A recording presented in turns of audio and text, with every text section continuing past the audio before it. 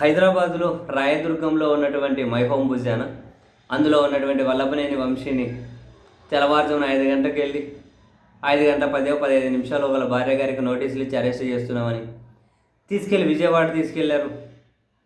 Vijayawada first పడవట్లంక police station అని, Krishnalanka police station అని, విజయవాడ రకరకాలుగా అన్ని స్టేషన్లు తిప్పారు. 4-5 గంటలేమో క్వశ్చన్ అవ్వరు. ఆ తర్వాత ఒక సెల్ఫ్ కన్ఫెషను, నెక్స్ట్ మేజిస్ట్రేట్ ముందు హాజరుపరుస్తారు.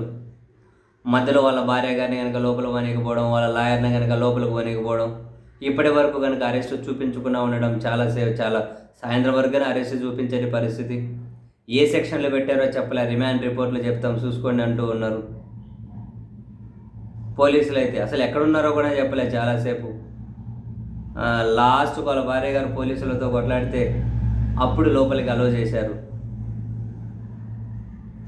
సో వెరసి మొత్తం మీద అయితే మేజిస్ట్రేట్ ముందు హాజరుపరిస్తే తర్వాత ఇంకేమైనా రిమాండ్ ఇస్తారా లేకుంటే బెయిల్ ఇస్తారా అన్న విషయం తెలియదు. అన్ని కేసులు పెట్టారు కదా, kidnap case, SC/ST atrocity case అని. సో మొదట SC/ST అట్రాసిటీ దాని న్యాయస్థానం ముందు హాజరుపరుస్తారేమో.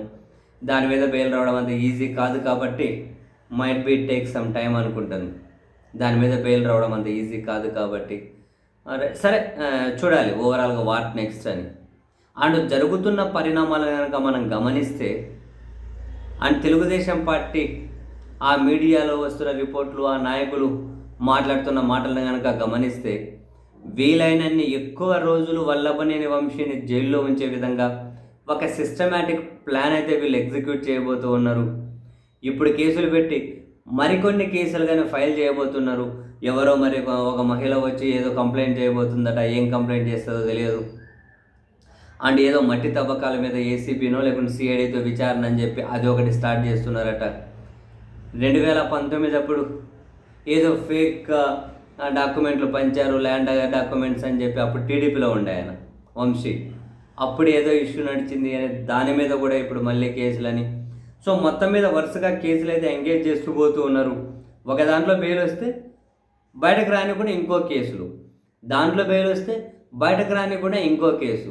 సో ఈ విధంగా వీలైనన్ని ఎక్కువ రోజులు వల్లభనేని వంశీని జైల్లో ఉంచే విధంగానే వీళ్ళైతే కేసులు ప్లాన్ చేస్తున్నారు అని చాలా స్పష్టంగానే కనిపిస్తూ ఉంది. వీలైనన్ని ఎక్కువ రోజులు ఉంచాలి. ఏదైనా ఇప్పుడు ఇటువంటి కేసులు ఏదైనా పెట్టుకుని ఎన్ని రోజులు ఉంచగలుగుతారు? రెగ్యులర్ బెయిల్ అయినా 90 రోజులకి రావాలి మామూలుగా. అండ్ ఇప్పుడు గన్నవరం TDP ఆఫీస్ దాటి కేసులు ఈయన 871 ఏమో ఉన్నారు. అందులో ఫిర్యాదుదారే ఫిర్యాదు వెనక్కి తీసుకున్నారు. సో ఇవంత స్ట్రాంగ్ ఏమీ లేవు. సెక్షన్లు ఒకటి స్ట్రాంగ్ ఉన్నాయి. ఆ సెక్షన్లు ఎంతవరకు నిలబడతాయి ఏంటన్న విషయం అయితే తెలియదు.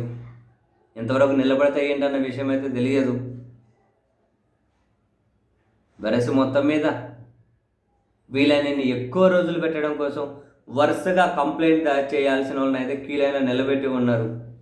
1 by 1.